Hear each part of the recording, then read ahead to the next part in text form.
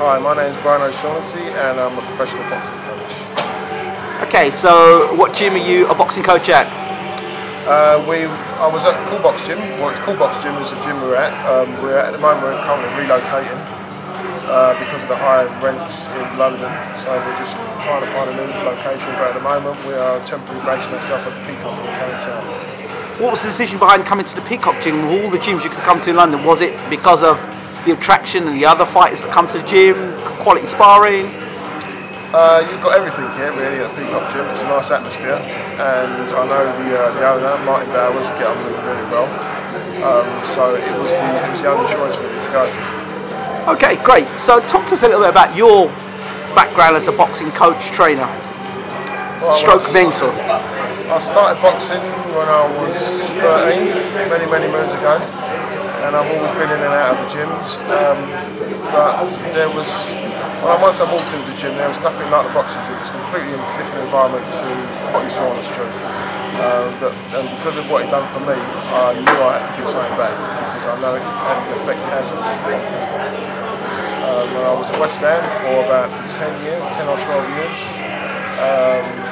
as a coach, I worked my way up as a head coach, finishing off with 3 fighters in the ABA finals. I then started to train people myself, got my pro license, started training people myself, and through my reputation people started coming to me.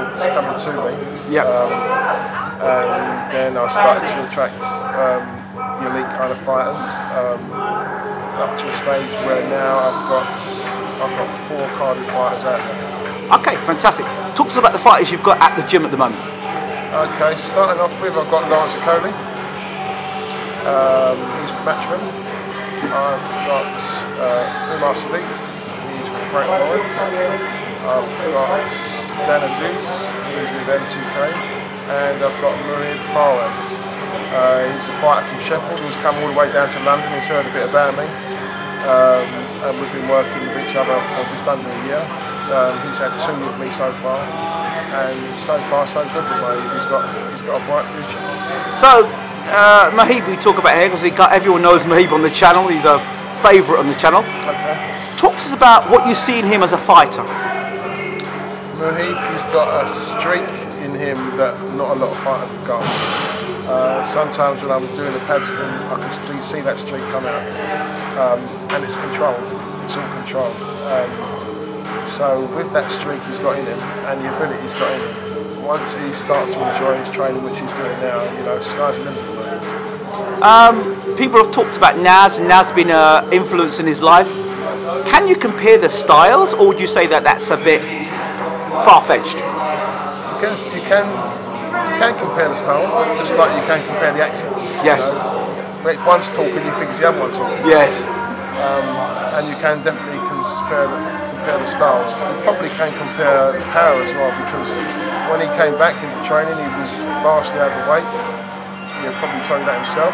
Maybe he was about 15-20 kilos over. And the power he had when he was overweight, he's still got that and some now. So he's got that finishing power. Getting him fit, which he's doing now, he's going to be a force to be reckoned with. Okay, can he fight? He can fight. He can fight. Now, He can dance, he can sing, he can fight, he can do everything. Okay, the other comparisons are him and Prince Patel. Is that harsh? Prince Patel? Yes. Well, they don't sound like the same. They might sound the same. They've got Sheffield accents. Right. So they're not the same. They're not the same. What about fighting styles? They're not the same. Right, tell the people on the camera that, because they say, no, he's just another Prince Patel wannabe. No, they're not the same. I've taken Prince on the pads, I've taken Mo on the pads. Okay. I've known Prince when I was a young kid. Okay. So I've seen Prince fight. Okay. And they're not the same. I don't want to be too critical, but they're not the same. Is that, you don't be too critical, but you're saying too critical, is that meaning, is that in Muheeb being too critical, or is that in being Prince Patel being too critical? Because you're leaving people with more questions that I want answered. Well, put it this way, I train Mo. I only train fighters I've got belief in. I've got 100% belief in Mo that he can go all the way. Okay, the next question will be, why is he not signed to promoter at the moment? Well, he's only just come down to London this last year. Right. So my philosophy is not to push any fighter towards any promoter. let things happen naturally. Let the work speak for itself. Yeah.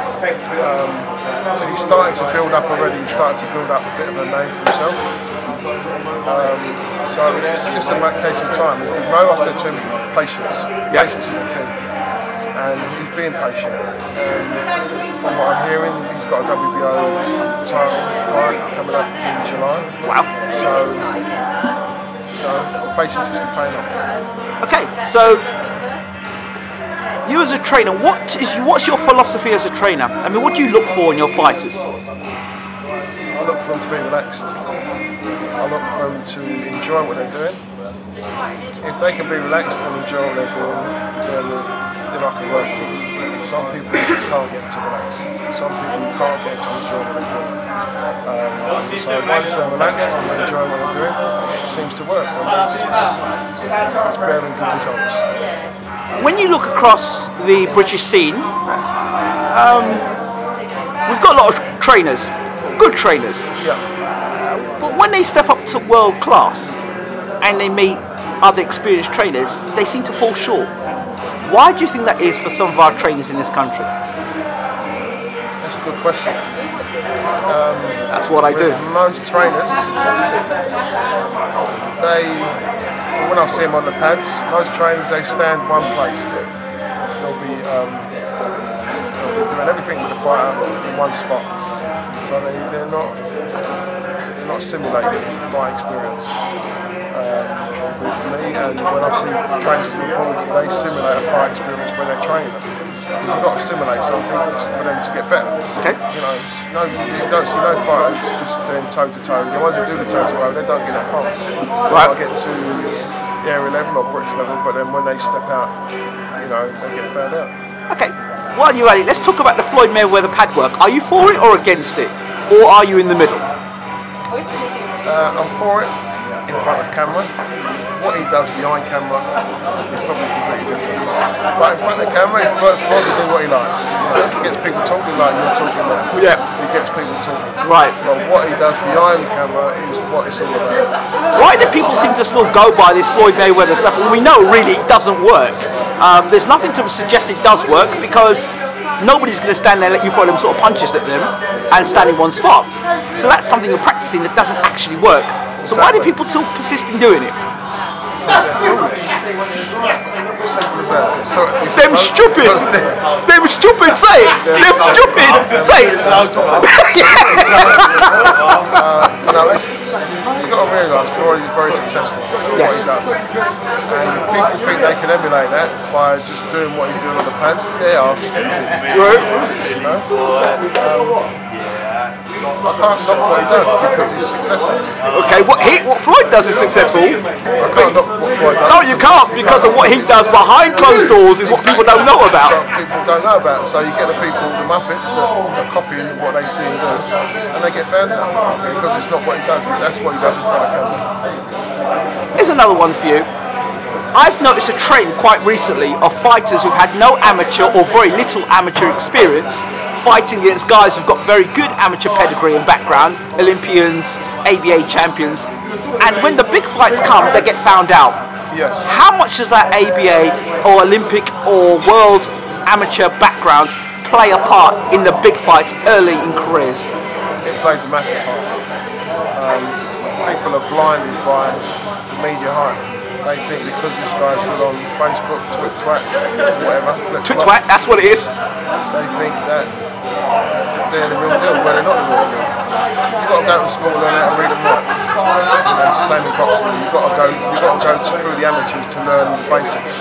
If you don't know the basics and fundamentals, you're going to get found out. Is that something that we could take for future predictions with fighters who've lacked amateur experience?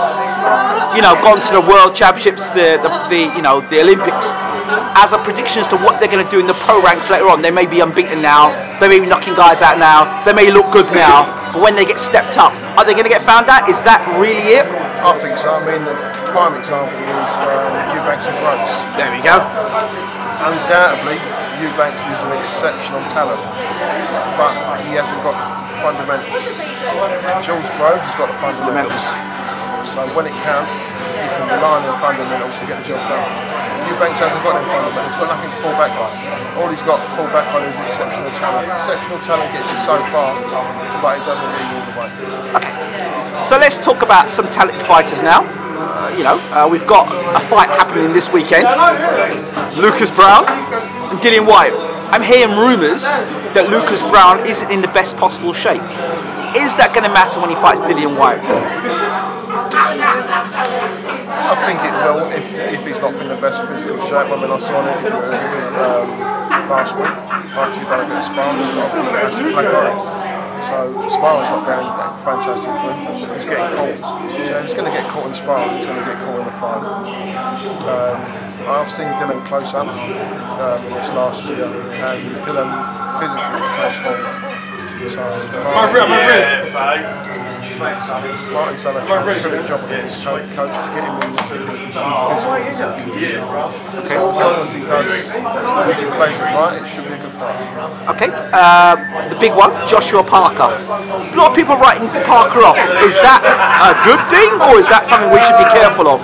Do you know what? That's something you should be careful of. People was writing taking off. And look where I'm being taken off. I can't see Joshua losing this fight. Okay. But I'm a Joshua fanboy. Yeah. You can't do wrong in my eyes. I saw Parker over the weekend, and to me, he just doesn't look physically good enough to try with Joshua. But what about speed, footwork, good chin, good stamina? Fight goes past 7-8 rounds, he's still there? Yeah, well, we'll have to wait and see, but I can't see Joshua. A lot has been made of Joshua and his size. Now he's lost the weight. You're a trainer. Yeah. Does that have a significant bearing on any fight when a guy's had so much weight on him? Now he's pulling it all down in terms of endurance, in terms of physical strength, in terms of durability. Do those things play a part in a fight such as this? Both guys are trying to lose weight. I think it does play a part, and it also shows they've got a game plan. I mean, he went up to 18 stone or so when he fought Klitschko. He had a game plan. Okay, he tired out, but he's still got the job done. Now he's come down in weight, he's got another game plan. So where people might be thinking about the later rounds, he's got a game plan. You've got to respect him for that. You can't just see him putting weight on, losing weight. He's got he's going Nando's every day, and then he's not going Nando's. He's got a great game plan. Tyson Fury, the weight game. Yeah. He's lost a huge amount of weight. Yeah. People expect him to come back and be the same guy that fought Klitschko, which is something I have serious reservations about, because I don't see how it's possible to be out of the ring for so long, be inactive, and blow up the way he's blown up. And he's blown up like this even when he was in, fighting regularly, he was blowing up. Would it be wrong to say that, or dismissive to say, he can't come back and be the same fighter or better? Plus, he hasn't got Peter Fury in his corner anymore. He can come back. Yes. He can be the same fighter or better. He can. It depends on his mindset. But I think what would be asking too much to come back a better fighter than his first fight back. Right. It's going to take him at least, I would say, 2 years. 2 years to see the best out of Tyson Fury. If he can stick to it, if he can stay committed to it for them 2 years, he will make a great addition to the heavyweight. Will he, at least see him sticking around for 2 years, will he be allowed by the boxing universe to stick around, stay unbeaten for the next 2 years and not fight the guys like Joshua who will think, hey, I could take this guy now because he's not really, he had one fight back, that's a good time to take him, rather than wait 2 years until this guy gets real sharp? Tyson Fury does what he wants to do, end of. Regardless of what the boxing law says, Tyson Fury will stick 2 fingers up to him. Put his Batman costume off and fly away. He don't give a shit. But the way I see it is if he can take 2 years to get himself back in shape, just stay focused, yep. he can be a real force. There's a young man down here by the name of Daniel Dubois, Dynamite. Where do you think he's going to go? 6, 12 months, 18 months? Daniel's got a lot of potential. Daniel's still young.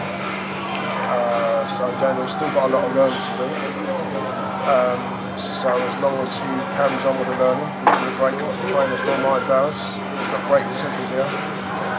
So as long as he carries on with his learning, he's patient as well, which he is, you know, he's got a bright future. Do you think so many heavyweights about now? Of course. You know, they've all got bright futures, but they've got bright futures if they do it at the right time. Do you think fighters still need to go to the States to become better fighters, or do you think we've got it all here in the UK now?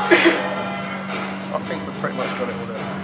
It's not saying that the States would be a benefit for any fighter to go over to experience. But then there's other countries you can go to get experience as well. You can go to Ukraine to get experience. So it's not just about America, it's about doing the road work, not just putting trainers on the back of the road. It's getting on the plane and seeing what's out there, experiencing different altitudes and different ways of fighting. Your man Okoli, you'll probably have one eye on the World Boxing Series. Of course, you've got Gassiev and Usyk. Who's your money on? I don't really know much about Gassiev. I've seen Usyk in the amateurs. So my money's with Usyk only because I really know about him. But with all the fighters I've seen so far, well, when I first started training Lawrence, I said, there's no one on these shores you've got to worry about. And Usyk's touted as the number one, the main one out there. Okay. And even with Usyk in time, I don't see him to worry about. Richard Riakporhe. You ever heard that name? I've heard of that name, yeah. I've shook the man's hand a few times. I interviewed him recently. He said that there was a fight that was arranged between himself and Lawrence Okoli. And that fight didn't come through for whatever reason. Okay, let me explain. Okay. Lawrence Okoli was supposed to fight on the Matchroom show, Next Gen show. So was Isaac Chamberlain. This was on the build-up, when trying to make the fight between Isaac Chamberlain and Lawrence Okoli. So this fight at Next Gen was supposed to be a promotion for the two of the fighters to get, to get a bit more known in the public eye. Yeah. Chamberlain was supposed to fight on the bill. Lawrence was supposed to fight on the bill. But Chamberlain still hadn't signed on the dotted line to fight Lawrence. And then all of a sudden, Chamberlain's pulled out of fighting on the Next Gen show. And he's pulled out of fighting on the Next Gen show and hasn't signed on the dotted line to fight Lawrence. And then they're touting us to fight Richard Riakporhe. So my comment to that was, if we're fighting Richard Riakporhe, no problem, we'll fight anyway. But before we fight anyone from that stadium, let's get this fight signed on the dotted line. The fight wasn't signed on the dotted line, so why should we fight Richard Riakporhe? It doesn't make sense. So on that night, Lawrence fault, he knocked his guy out in the second round. Chamberlain didn't fight, Chamberlain turned up in the ground, Richard Riakporhe didn't see him. So that's it? That's it. So have you got intention of facing Richard Riakporhe in the near future? Not really, because he's not really on the radar, to be brutally honest. You know, if Richard Riakporhe comes up with something to say he's a force to be reckoned with, we'll fight him, no problem, we'll fight anyone. But we're looking at, Lawrence is number 5 now. Yep. I think Richard Riakporhe's not even in the top 20. Okay. Maybe not even in the top 30. Well, you look down the camera and you look and say, tell Richard Riakporhe that. Well, Richard, you're not even top 10, you're not top 20, maybe you're not even top 30. When you come with something, we'll fight you. We'll fight you, it's not a problem. Your boy Okoli fighting as a heavyweight, is that ever a possibility for you? That's a possibility, but I want him to do his learning at cruiserweight. We could have taken the easy option when he came back from the Olympics and he was going to turn pro. We could have easily said, yeah, let's do it as heavyweight. But to show his commitment, to show his willingness to commit himself to this game, so let's do it.